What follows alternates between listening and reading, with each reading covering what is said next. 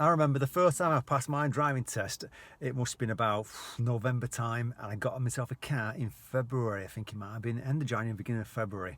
So it was, you know, it wasn't like straight away. I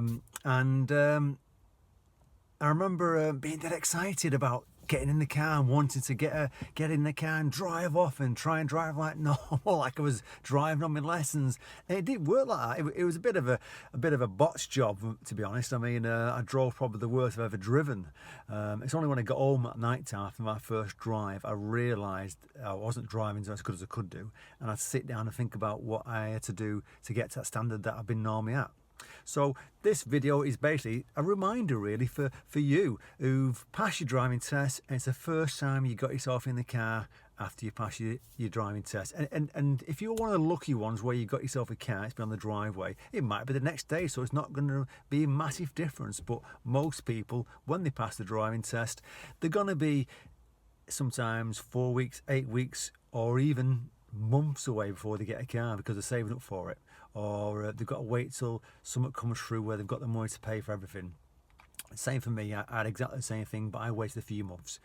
So the first thing that you got to remember is what kind of car you've been driving with your instructor. Now, it's either diesel or petrol, and you'd be surprised, it makes a massive difference. I get sometimes comments on my channel asking me to give them a few tips on how to drive off, and it turns out they've been driving a diesel car and they've got themselves a petrol car and they're struggling to pull away from the petrol car. But if you're one of them people, there's a video at the top there to help you. But that's just one aspect. But one of the first things that tend to go if you've got a big gap is your mirrors, and obviously your control of your pedals, and just think safety. You'll be surprised. So if I just start the car and we'll get driving, and while we're driving we'll just talk about these things to remind you. And there's lots of videos out there. When I was a young lad, there was none of these things. So, you know, when you get in your car, spend a minute or two, get used to the gas, get used to the biting point, because it's going to be completely different than what you've used to. And remember, no one's telling you what to do now. It's up to you to drive safely. So don't drive like an idiot like I did in my first lesson on my own. Drive safely, keep it under wraps. Don't get yourself a ticket in the first few months. Remember, you are in a probation period in the UK for, I think it's for 2 years. You're not allowed to get 6 points on your license. If you get 6 points, your license gets revoked. If you never heard that one before, then do a bit of research on it, because you'd be surprised. So let's get started. So you played around with your pedals, you played around with the clutch, gas, you know where the gears are, you know where the indicators are, do you know where the headlights are if you need to use them? Because if you're picking your car up in the afternoon and you're going to drive home, it might be dark an hour later, so find out where the headlights are, find out how to turn them on. Make sure you got petrol in your car or diesel. Find out which one it is. If you put the wrong fuel in, you're going to knacker your engine. So you've got to be careful. Remember, because if you've been used to driving diesel and you've had to go up filling diesel and all of a sudden you get a petrol car, it's going to be unleaded.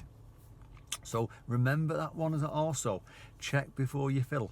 Otherwise you're going to be gutted, because it's going to cost you a bit of an arm and a leg. Now if you do put the wrong fuel in, by the way, while I'm talking about it, just say you've got yourself a diesel car and you put unleaded in, or vice versa, do not turn the engine on, do not move the car, just go into the forecourt reception to say, I'm sorry I put the wrong fuel in, I'll pay for it, but I'm not going to move my car, I'm going to get someone to sort it out. Ring up AA or whichever breakdown company. They'll come along and they'll siphon it out, because if you turn the engine on, it's going to pour it into your, it's going to put that fuel into your engine, it's going to knack your engine. All right, so be careful over that one. Let's get driving. So remember, keep it simple. If you've come home after you pass your test after a few months and there's a car on the driveway, you're gonna want to get in it and drive off. Remember, don't go out in rush hour. Keep it nice and easy.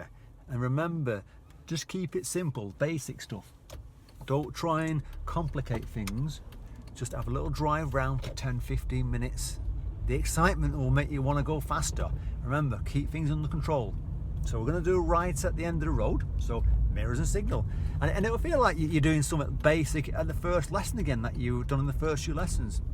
But all you're doing is reminding yourself what you already know, which is drive safely and keep things under wraps, because that's what you want to do.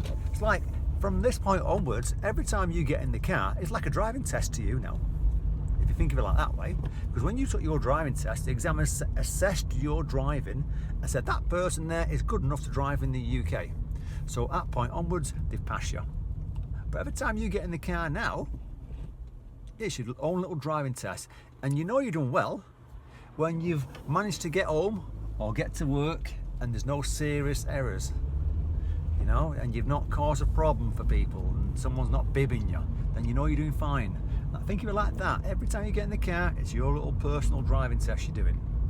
It's going to help you, and you're keeping things simple. Mirrors to the right, to the left, signals to the left, going left. Is that car in front of me then? Cut across that roundabout? That is shocking. Don't do that, because it's wrong. If you're involved in an accident, the police will have a field day with you.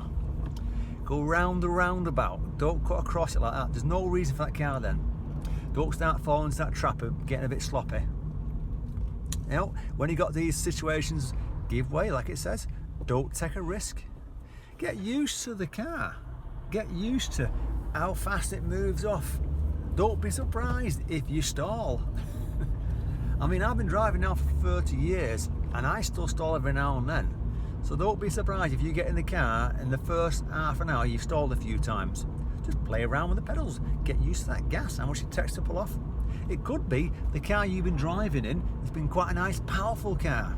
You know, they've got a nice, I don't know, a DS3, it's the diesel one, that's quite popular. And then you've got yourself a nice little Corsa or 1.1.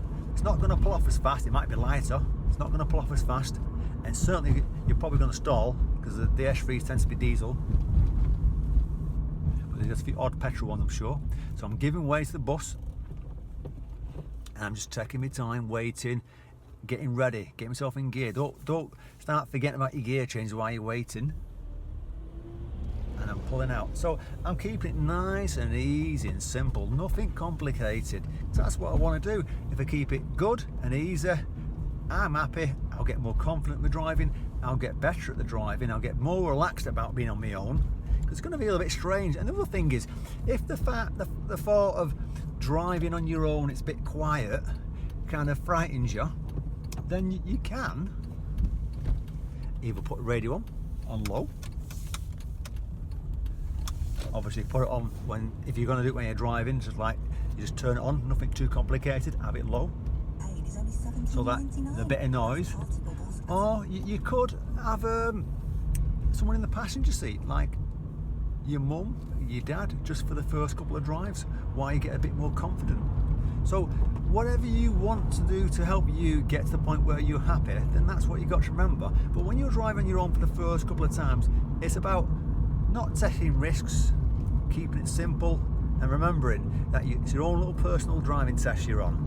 And if you can get yourself from home to work or work to home without causing a problem, then you know you're passing it each time. But if you get yourself home and you pull up on your driveway and you have a little bit of a self-assessment of your own driving, and you've got to be quite critical.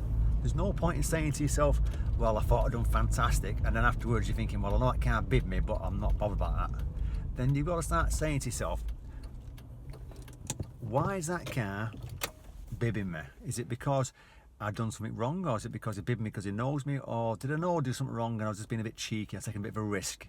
So take all these things into account, learn from it, and don't be afraid to kind of to try and improve on your last lesson in your own car. Okay, good luck and be safe out there. And remember, if you're new to my channel, click on that subscribe and hit that bell and you'll get my weekly videos notifying you. Take care.